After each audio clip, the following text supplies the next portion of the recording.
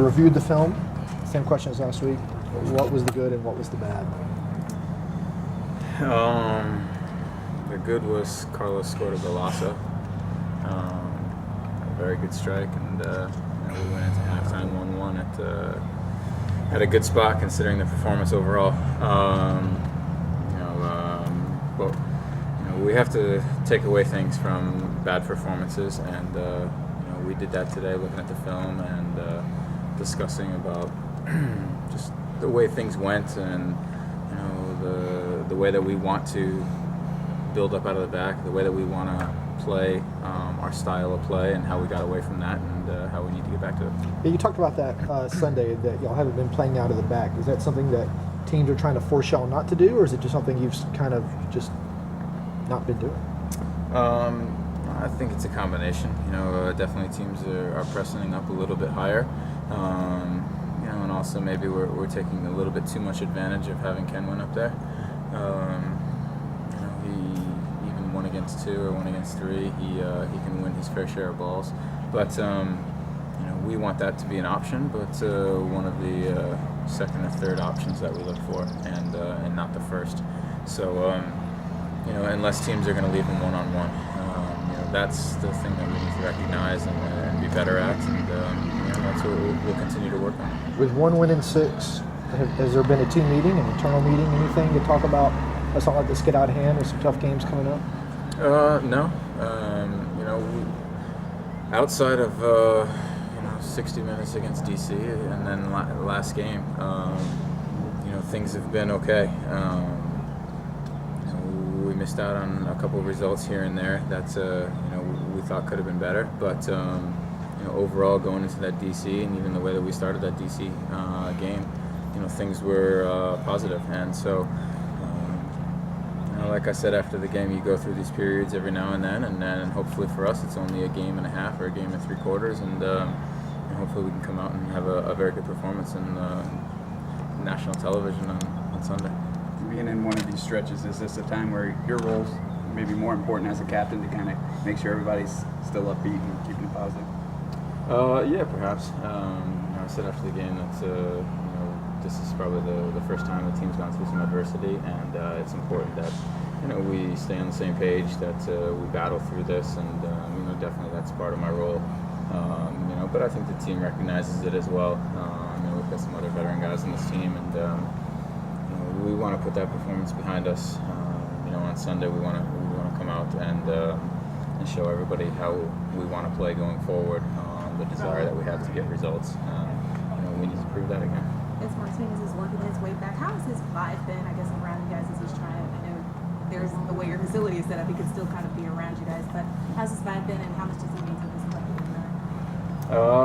Yeah, he's obviously an important piece of the puzzle.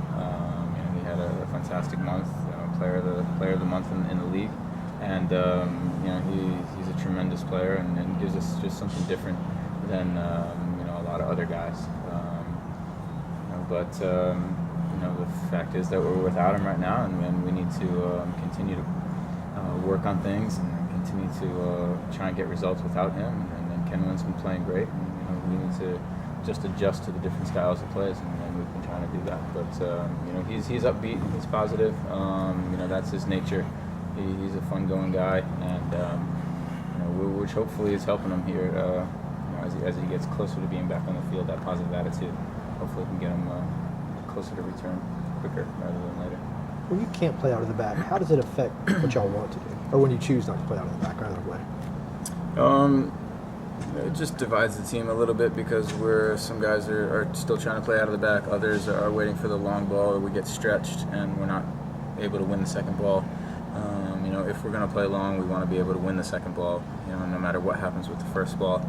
And we get into problems if the field's stretched. They win the second ball, come straight at us. It's a tough job for Carlos and Jeff if they're on top of our box trying to play short, and then all of a sudden the ball's at midfield with a 50-50. There's just a lot of space in there. So we just want to make sure we're all on the same page. Whether we're going to play out of the back or play long. Portland's conceded the second most goals in the entire Portland's considered second most goals in the entire league this season. Do you expect a wide open affair or high scoring affair when you head up there? Do you see some open opportunities just the way that they play? Well, I hope it's not high scoring on both ends. Right. We definitely want to keep things compact. They've got a dynamic offense. They've got a lot of speed and physicality up front. So it's going to be a challenge. We don't want it to be up and down, up and down, up and down, because they do have a lot of guys that can hurt you in their attack, especially if Larry's back. But that being said, we think that we can go out there and pose our style of play. That's what we talked about, and that's what we want to do. If we're able to do that, I think that we can put some pressure on them. We've got dynamic guys up front that can cause chaos. We just need to make sure that we put them in a position where they have the ball in good spots, going forward and with numbers. So that's what the team will be working on. And then also for some of the guys who haven't played up there before, it's one of the most unique home field advantages in the entire league. How do you help them prepare for that, being up there, with the Timbers and just the atmosphere from the crowds, their stands and everything like that? Yeah, it is a great atmosphere. It's an atmosphere that everybody in the league looks forward to playing in, just because you appreciate it. Just like I'm sure away teams are appreciating the support that we've been getting. You'd rather go play in front of a big crowd rather than a few thousand people. But it'll be a challenge. They're very good at home. The turf up there is a little bit different than what we'll be used to.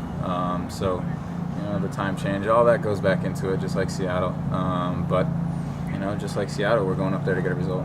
Their field, I think, is the second smallest in Major League Soccer, next to NYCFC. What did y'all learn about playing on that tiny little thing that you can apply to this on Sunday? That it shouldn't change the way that we want to play, the way that we want to do things.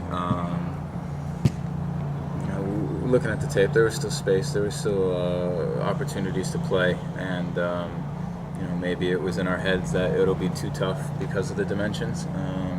But going to Portland's field will seem like going to the ocean compared to NYC's field. So maybe that's a benefit of playing that one after New York City. All right, anything else for Michael? Yeah, let me ask you just this one from the league. You come into this game following back-to-back losses for the first time. Does that change the way the team approaches the game? I don't think it changes the way we approach the game, because no matter if we were coming off of 2 wins, we'd still want to go up there and win the game.